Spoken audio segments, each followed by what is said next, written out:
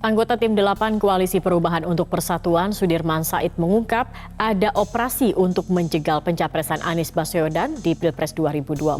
Salah satunya adalah manuver yang dilakukan pejabat pemerintah untuk merayu PKS agar keluar dari Koalisi Perubahan. Yang mendatangi Pak Surya Paloh, yang mendatangi pimpinan partai-partai penyokong atau pengusung, yang mendatangi kami-kami ini antara lain adalah para petinggi partai, petinggi negara, sebagiannya menteri, yang mengatakan bahwa mengapa ada usaha untuk memecah belah koalisi ini.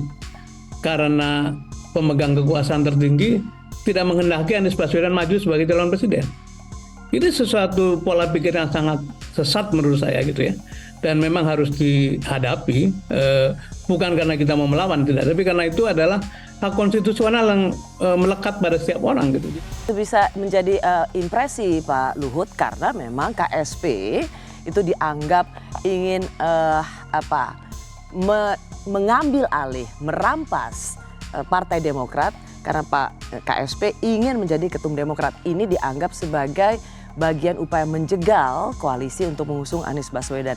Dan sayang seribu sayang, Pak Muldoko ini adalah bagian dari pemerintahan Pak Jokowi. Harusnya Pak Jokowi mengatakan mesti stop. Pak Jokowi juga nyampurin itu semua, enggak juga. Baca aja tuh keadaannya. Enggak, presiden itu sama sekali. Presiden itu sangat demokratis. Sangat demokratis, saya kenal. Jadi kalau ada yang ngomong-ngomong seperti itu, dirinya yang seperti itu. Kalau dia berkuasa akan jegal orang. Ya itu refleksi daripada kanuan kamu. Saya kan udah cukup senior untuk tahu semua itu. Bukan saya belain Pak Jokowi, saya hanya cerita yang saya tahu. Sebagai seorang perwira, saya bisa katakan itu. Nggak betul itu. Mau jegal apain? Mau jegal. Untuk apa juga dijegal? Ada yang tanya kemarin, mungkin yang menjegal-jegal itu sedang mengatakan bahwa survei aslinya tidak seperti itu. Loh, iya. Karena kalau di survei nomor 3, buat apa dijegal? Nomor 3.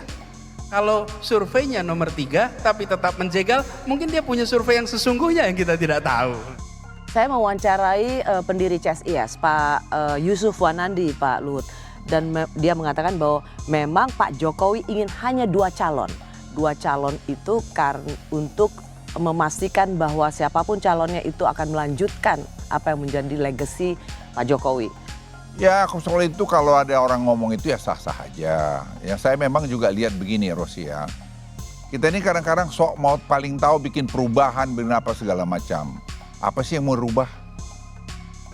PK ini bukan tidak mungkin erat kaitannya dengan kepentingan politik pihak tertentu. Tujuannya jelas, menggagalkan pencapresan Saudara Anies Baswedan. Tentu saja salah satu caranya adalah dengan mengambil alih Partai Demokrat.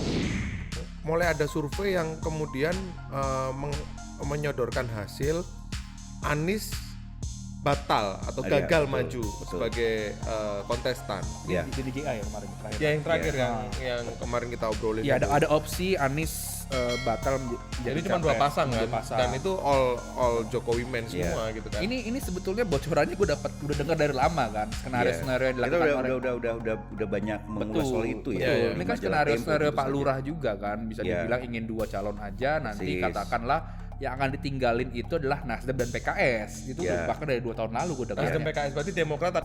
Itu menurut Open Society. Dan kayaknya tiga-tiganya itu bekerja di Indonesia semua. Kemarin sudah ada tuh presiden di negeri antah berantah membawa calon presiden lain di pesawat kepresidenan. Oh gitu? Iya, itu fasilitas negara itu. Dan ada, itu bagian dari yang disebut ada negara dengan di negara antah berantah juga presiden bawa partai-partai politik membahas proses pencalonan dan segala macamnya di istana. Istana itu istana rakyat itu, bukan istana partai tertentu. Ini udah banyak sebenarnya praktiknya. Walaupun namanya istana negara, tapi sebenarnya itu kan punya rakyat kan ya. Sebenarnya adab moral politisi kita itu yang rendahan, nggak tahu malu gitu ya. Ini kita mau ke Pindad, ke Kabupaten Malang ini mau ke Pindad. Pindad itu berada di bawah Pak Menteri BUMN Erick Thohir dan di bawah Pak Menteri Pertahanan Pak Prabowo, ya. nggak ada hubungannya dengan yang ditanyakan. Good job! Spanduk Ganjar yang melanggar langsung dicopot.